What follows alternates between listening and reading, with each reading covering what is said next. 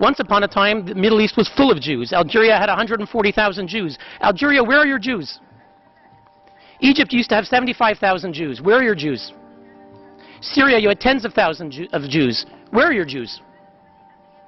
Iraq, you had over 135,000 Jews. Where are your Jews?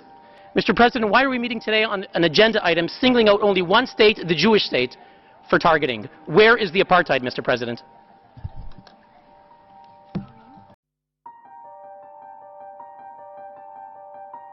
Israel has used the worst kind of abuse, ethnic cleansing, and imposing a regime of apartheid. Israel continues to exercise apartheid in Palestine, which constitutes a crime against humanity, violence and terrorism that are being exercised against the Palestinian people. These violations include the building of apartheid walls to legitimize the theft of land and to Judaize Jerusalem.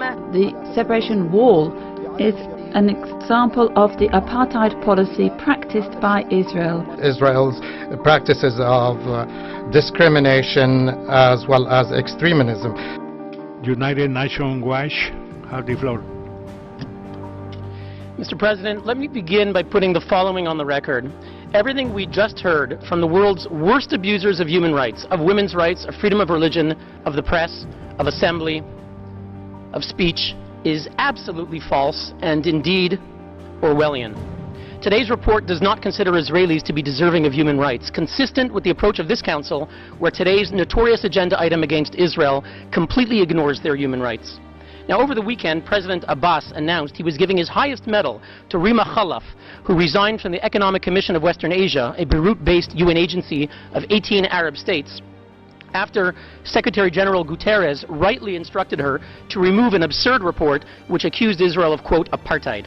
Mr. President, why is Mr. Abbas celebrating a report written by the notorious Richard Falk after his own Palestinian mission here tried in 2010 to remove Mr. Falk on the basis that he was, quote, a partisan of Hamas, as we know from WikiLeaks? The accusation against Israel is absurd. Israel's 1.5 million Arabs. The delegation of Palestine has the floor.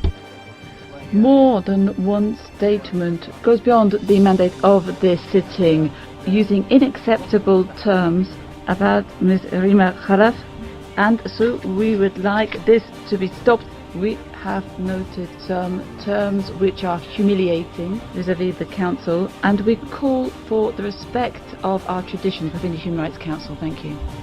We would support the viewpoints that have already been expressed by the State of Palestine as well as Egypt. Now the previous speaker can continue. Thank you, Mr. President. Israel's 1.5 million Arabs, whatever challenges they face, enjoy full rights to vote and to be elected in the Knesset. They work as doctors and lawyers. They serve on the Supreme Court. Now, I'd like to ask the members of that commission that commissioned that report, the Arab states from which we just heard, Egypt, Iraq, and the others, how many Jews live in your countries? How many Jews lived in Egypt, Iraq, Jordan, Kuwait, Lebanon, Libya, Morocco? Once upon a time, the Middle East was full of Jews. Algeria had 140,000 Jews. Algeria, where are your Jews? Egypt used to have 75,000 Jews. Where are your Jews?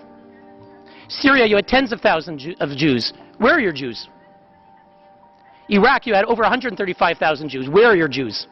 Mr. President, where is the real apartheid? Why is there a UN commission on the Middle East that does not include Israel? From the 1960s and the 70s, they refused to include Israel. Where is the apartheid, Mr. President? Mr. President, why are we meeting today on an agenda item singling out only one state, the Jewish state, for targeting? Where is the apartheid, Mr. President?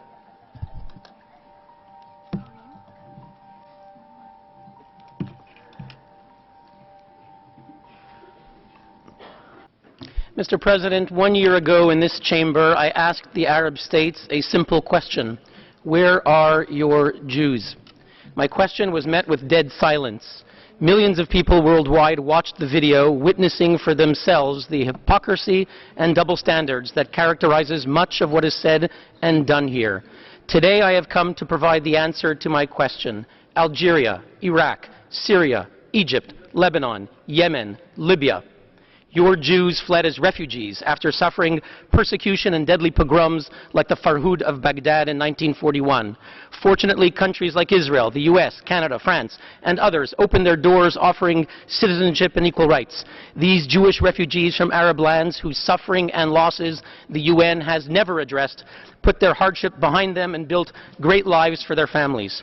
Now let us contrast this with the situation of those descended from Arab refugees who fled the area of British Mandatory Palestine during the invasion of nascent Israel by Arab armies. What is holding them back? The answer is simple. Palestinians are the only population in the world not eligible for services by the UN Refugee Agency. Instead, these descendants are governed by UNRWA, which holds generation after generation trapped in refugee camps, denied integration in the Arab countries they were born in, and denied resettlement elsewhere. Some of UNRWA's donors are waking up to the problem. As Swiss Foreign Minister has recently put it, by supporting UNRWA, we are only keeping the conflict alive. I thank you, Mr. President.